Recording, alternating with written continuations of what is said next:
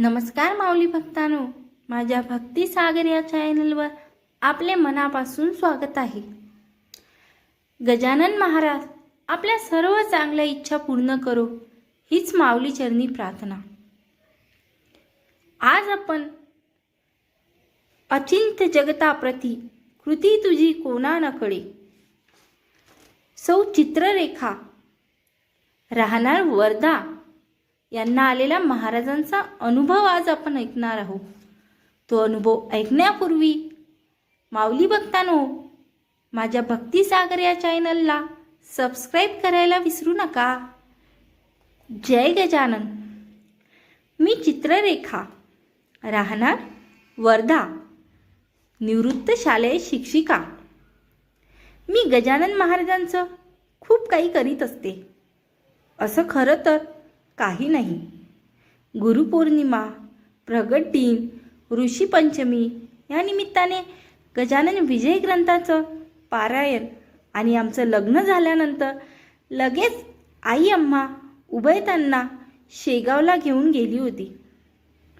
तिथे तिने मला घेऊन दिलेल्या गजानन महाराजांच्या लहान पोथीचे नित्य वाचन एवढं काय ते करायचं. हा एक मात्र निश्चित की आयुष्यात जिथे कुठे संभ्रम निर्माण झाला तिथे गजानन महाराजांचं मी स्मरण केलं आणि त्यांच्या नामाचा मला आधार मिळाला.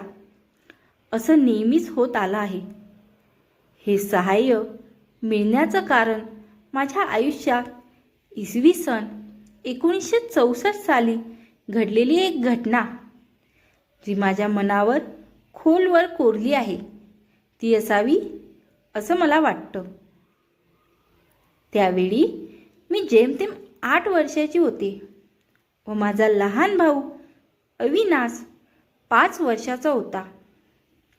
आमची एक आत्या होती, वडिलांची मावस बहीण.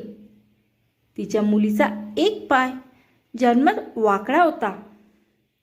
तिला उभं केलं तर उभं राहता येत नव्हतं. बरं, घरची परिस्थिती म्हणा तर आत्याचे मिस्टर जिल्हा परिषदेच्या शाळेत शिक्षक म्हणजे पगार अत्यल्प. त्यातून बाहेरगावी नोकरी म्हणजे खर्च जास्त. डॉक्टरांनी ऑपरेशन सांगितलं तर पैसे आणायचे कुठून. पण हे जरी सत्य असलं तरी आईला अपत्य प्रेम असणारच ना. आत्या गजानन महाराजांचा नवस बोलली. जर मुलीचा पाय सरळ होऊन ती व्यवस्थित उभी राहू शकली तर तिला घेऊन मी शेगावला दर्शनासाठी येईन. महाराज नवसाला पावले. मुलगी तिच्या पायावर उभी झाली. आता प्रश्न शेगावला जाण्याचा होता. एक दिवस आत्या आमच्या घरी आली आणि आमच्या आजीला म्हणजे तिच्या मावशीला शेगावला चालण्याविषयी विनंती करती झाली. आजीने तिला धीर दिला व म्हटलं, तुझा नवस अवश्य पूर्ण होईल. आपण शेगावला जाऊया. ठरवल्याप्रमाणे एक दिवस आमच्या माईच्या नेतृत्वात आत्या, तिची 1.5 वर्षाची मुलगी, माझे काका, माझी आई, मी, लहान भाऊ अविनाश, आमची लहान बहीण रंजना असे आम्ही सर्व रेल्वेने शेगावला गेलो. तो जवळजवळ 60 वर्षापूर्वीचा काळ. तेव्हा घरून शेगावला शिधा घेऊन जायचो. तिथे देवस्थानाकडून आवश्यक भांडी, लाकडं वगैरे मिळायचे. त्यावर तुम्ही स्वतः स्वयंपाक करायची अशी पद्धत होती. दर्शन घेऊन आम्ही एका रिकाम्या जागी थांबलो होतो. माईनं काकांना म्हटलं, तू जाऊन काही भांडी व सामान घेऊन ये. काकांसोबत मी व अविनाश सामानाच्या खोलीकडे गेलो. खोलीच्या बाहेर खुर्ची व टेबल होता. तिथे एक माणूस वही घेऊन बसला होता. आता सारखं बांधकाम तेव्हा नव्हतं. तेव्हा परिसरात छोटी छोटी देवळं होती. तिथे लहान मुले खेळत होती. कुणी ठेवलेला प्रसाद उचलून घेत होती. तेथील माणसांना काकांना काय काय सामान हवं असं विचारलं. तेव्हा काका म्हणाले, थांबा, मी माईला विचारून येतो. मी आणि अविनाश तिथेच होतो. एका मंदिरात 2 साखर फुटाणे आम्ही उचलले. मी आणि अविनाश तिथे होतो. तोच अचानक पुढील देवळामागून एक उंच पुरा ताडमाड माणूस भरभर चालत आला. अंगावर एकही कपडा नव्हता, पूर्ण दिगंबर अवस्थेत. मी अविनाशला म्हटलं, बाळ, तो माणूस बघ कसा उघडा नागडा चाललाय. तू धावत जा आणि माईला बोलवून आण. मी तो माणूस कुठे जातो ते बघते. बाळ पळत जाऊन माई आणि काकांना घेऊन आला. तिथे बाजूलाच एक खोली होती. तिथे दरवाजातून तो आत शिरला. आम्ही सर्वांनी तिथे बसलेल्या माणसाला ते सांगितले. नंतर आम्ही सर्व त्या खोलीत शिरलो. खोलीत खूप सामान भरून होतं. तिला एकच दरवाजा होता. अन्य दरवाजा वा खिडकी काहीच नव्हतं. त्या खोलीत कुणीही नव्हतं. तो माणूस गेला कुठे असा सर्वांना प्रश्न निर्माण झाला. तिथले ते कर्मचारी म्हणाले, प्रत्यक्ष गजानन महाराज आले आणि या छोट्या मुलांना त्यांनी दर्शन दिलं. मनाचं पवित्र असलं की महाराज प्रत्यक्ष दर्शन देतात. मी इथेच हसून मला ते दिसले नाहीत. माझं वय तेव्हा इतकं लहान होतं की मला त्या गोष्टीला महत्त्व तेव्हा काहीही कळलं नाही. त्यावेळी माझं लहान वय त्या घटनेचा अर्थ लावण्यात असमर्थ होता.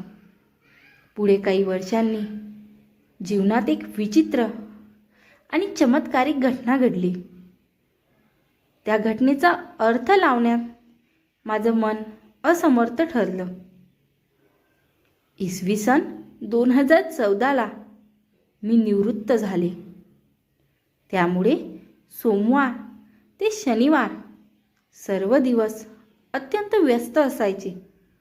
त्यामुळे घरातील जास्तीचे कामं रविवारी करणे हा नित्यक्रम होता. त्यातच केस धुणे हा माझ्यासाठी महत्त्वाचा कार्यक्रम असायचा. देवाच्या दयेने माझे केस चांगलेच लांब सडक आहेत. आमच्या लहानपणी शॅम्पू वगैरे प्रकार नव्हते. त्यामुळे शिकाकाई पाण्यात उकळून त्या पाण्याने केस धुवावे हे ठरवलं होतं. दिनांक 5/7/2009 रविवारची ही गोष्ट. मी शिकाकाईचे द्रावण तयार केले. माझ्या बाथरूममध्ये मी 2 लोटे ठेवले आहेत, साधारण सारख्याच आकाराचे. एका ॲल्युमिनियमचा, जो थोडा मोठा, आणि दुसरा स्टीलचा. शिकेकाईसाठी ॲल्युमिनियमचा तर अंघोळीसाठी स्टीलचा. त्या सकाळी मी शिकाकाई ॲल्युमिनियमच्या लोट्यात ठेवली. अंघोळीची तयारी केली. पण काही कारणाने मला अंघोळीला जायला 5-7 मिनिटे उशीर झाला. शिकाकाई बाजूला ठेवावी म्हणून लोट्याला हात लावला तर तो एकदम हलका. मग थोडं न्याहाळून पाहिलं तर त्या लोट्याच्या बुडाशी एक छिद्र होतं, ज्यातून शिकाकाईचे पाणी वाहून गेले होते. मग काय, पुन्हा शिकाकाई करून तो दिवस तर मी निभावला. पण मनाला वाटलं, आपण शिकाकाईसाठी देखील एक नवीन स्टीलचा लोटा असावा आणि तो आणावा. पण माझा तो विचार मिस्टरांनी खोडून काढला. त्याचं म्हणणं, नवीन स्टीलचा लोटा तू बाथरूममध्ये वापरण्यात घेऊ शकशील का? त्यांचं म्हणणं पटण्यासारखं होतं. मी मनात म्हटलं की ठीक आहे, असू दे, वाटलं जशी महाराजांची इच्छा. आणि स्वस्थ बसले. तो विषय तिथे संपला. मध्ये एक दिवस गेला. तो मंगळवार होता. मी सेलू येथील शाळेत होते. मंगळवार शेलूचा आठवडी बाजार दिवस असल्याने आमची शाळा सकाळची असायची. मला आठवतं, त्या दिवशी गुरुपौर्णिमा होती. आम्ही पहाटे उठलो होतो. रात्री पाऊस येऊन गेल्यामुळे हवेत गारवा होता. बाहेर जमीन ओली होती.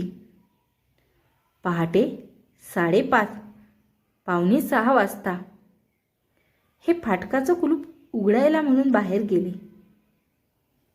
तो फाटकाशी त्यांना एक वयस्कर व्यक्ती बसलेली दिसली.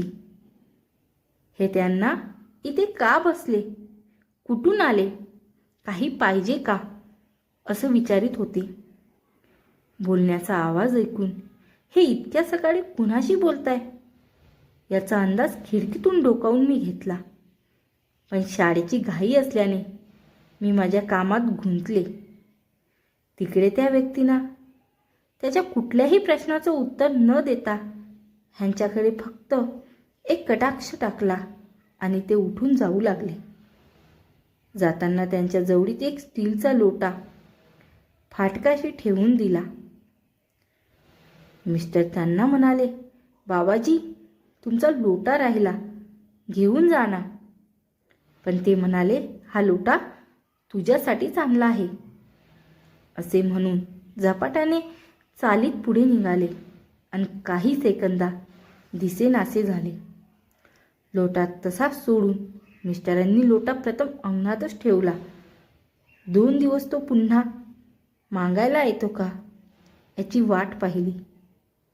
आजूबाजूच्या कुणाकडील आहे का याची चौकशी केली, पण तसं काहीही नव्हतं. नंतर लोट्यावर काही नाव दिसतं का ते पाहिलं, तेव्हा बाकी काहीही वाचण्यासारखं नव्हतं, पण अकोला असं दिसलं होतं.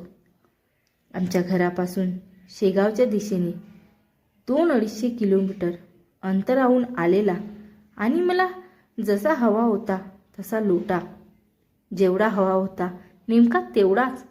घरातील माणसाशिवाय अन्य कुणाला हा विषय माहिती नसताना केवळ एकच दिवस मध्ये जाऊन गुरुपौर्णिमेच्या मुहूर्तावर, तेही अगदी सूर्योदयाच्या वेळी, म्हणजे हजारात काय लाखात न घडणारी घटना घडली होती.